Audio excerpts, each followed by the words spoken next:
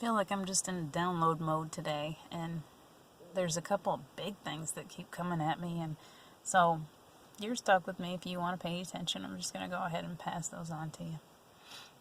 Firstly, it's like, I think I've realized a big one. What is it that brings us to the place spiritually that we need to be? Is it hard work? Is it being busy all the time? Is it looking for something every second, all day long? We're looking for something to do. What are we supposed to be doing?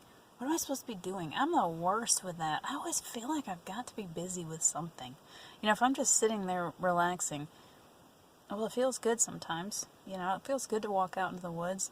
I always feel like I've got to have my camera. I feel like I've got to take pictures. I feel like I've got to be doing something. But in those quiet moments, in the moments when I let go and I stop thinking for a few minutes, wow, that's when the magic really happens. It's like, it's such a simple lesson. You know, when Steve died, it was like, I had been so busy. I was working. Last year at this time, I was working at Holiday World, and man, they had us up. I didn't realize when I took the job that I was going to be working open to close. And the hours kept getting longer, and they just kept putting me on the schedule for longer and longer hours. And I was working 12 and 13-hour days on my feet in, you know, all kinds of weather. During the summer, it was wicked. I was covered. I'd walk to my car, and just feel like just nasty because I was just covered in sweat. And I had literally melted all day in the sun. And I had freckles on my freckles, and I had some pretty big muscles from lifting all those kids, and I learned a lot of new skills. You know, here's this girl that always did desk jobs, and I'm out there operating brides. Who would have ever thought? But it was fun. It was a fun job.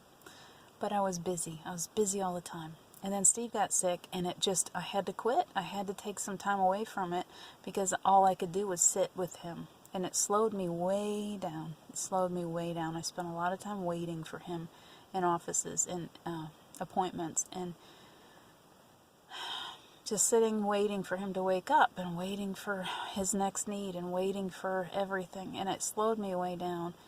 And when he passed, it really slowed me down. It was like that was the point when I had to sit on the floor and try to get to the place that he was, and that's when I really discovered what meditation was. And it's now been, it's been almost 9 months since he passed.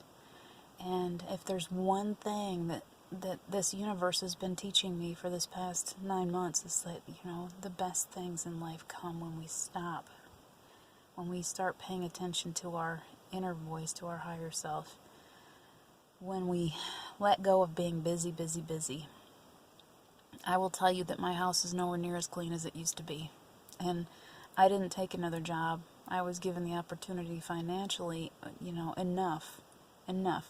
We're certainly not rolling in it at all, but enough of an opportunity that it's okay for me to be home, just being a mom right now, and just being me, figuring out who I am. It's been a big opportunity for me to really figure it out.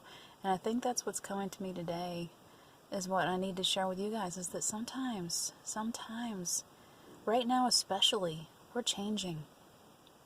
We're growing in here. We're growing spiritually, and it's an important change, and it's exhausting. It's tiring.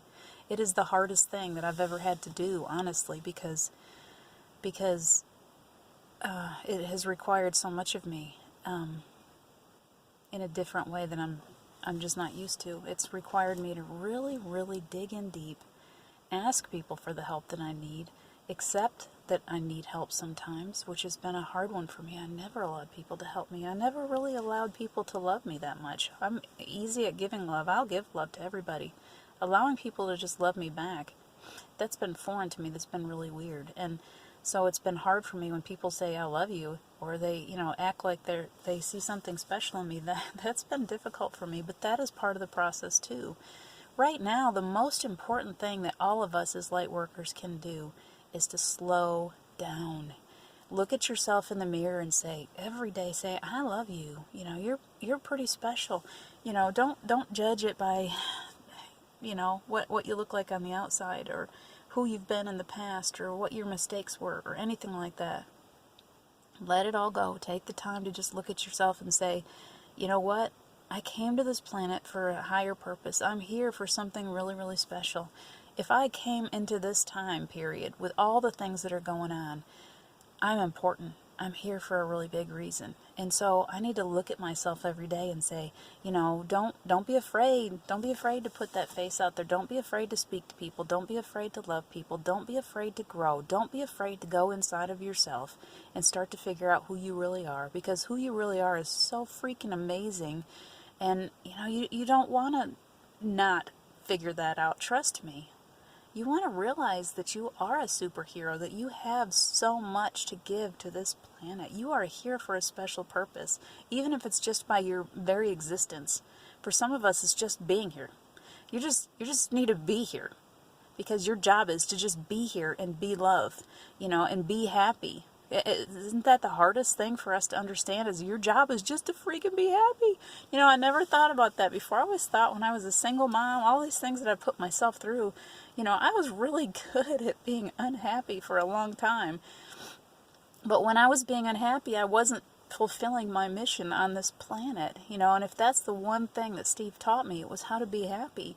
He just managed to be happy all the time, even when he was, sometimes he would have those down times, and that was my job to bring him back up. But for the most part, he always seemed to find a way to, to try to make me happy, or to try to make other people happy. He was so good at that, and I learned so much from him, and I'm still learning, because for whatever reason, the two of us have this beautiful bridge between us, and he's still here, and he still fills me with his love. And when I take walks, he still comes around, and he brings magic, and the more I'm aware of him being around me, the more magic I have.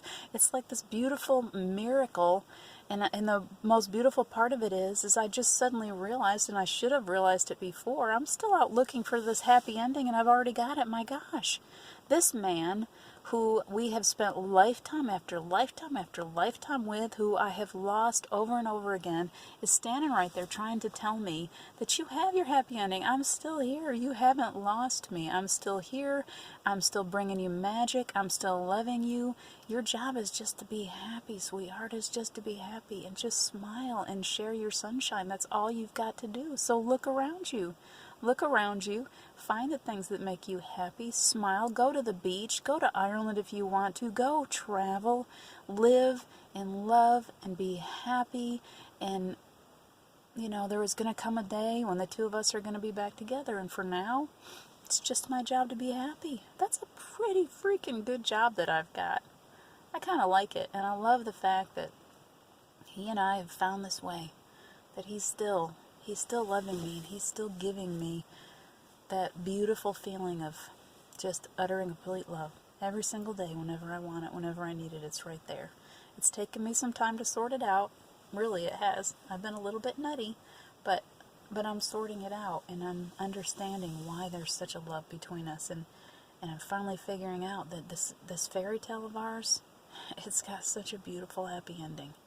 It really does. It's already here. I'm already at my happy ending. I don't have to keep looking for it. I've already got it. And so do you guys. We have a happy ending. Everything. It's all like a dream. And if you want it to be better, think it better. We're in a new age. We can change, just like lucid dreaming. I've always been really good at that. When you're in dreamland and you say, I don't like the way this dream is going, I need to change it. In life, think about it. If you don't like the way it's going, change it. Change it. Look at it differently. You only change it through your thoughts and through your emotions. So if you don't like the way something feels, then you need to change it. You need to think about it differently. You need to see it differently. You need to change your beliefs until you get to the point where you believe that you deserve everything that this earth has to offer you. Everything. There's so much treasure here. So accept it. Accept it. Accept the fact that you deserve it. Accept the fact that you deserve to be happy. And then just let it come flowing in. It is just that easy. Just allow yourself to understand that you deserve to be just happier than you have ever imagined possible. And as you allow yourself to do that, and you move away from the worries and the stress and the grief, you just allow yourself to be happy, Give yourself that quiet time. Take good care of yourself. Give yourself some flowers. Give yourself a foot rub. Just take good care of yourself and just love yourself. Look in the mirror and say, you are gorgeous, you are beautiful, and you deserve everything. And then just watch it come flowing into your existence. You will never be this happy as I am today until you let go of all of that baggage and you just say, I deserve to be happy. And you do. And you deserve to be loved like you've never been loved before. And if you need somebody to remind you of that, just ask me. I will tell you. I love you, and so does the universe in ways that you can't even imagine. You are so loved.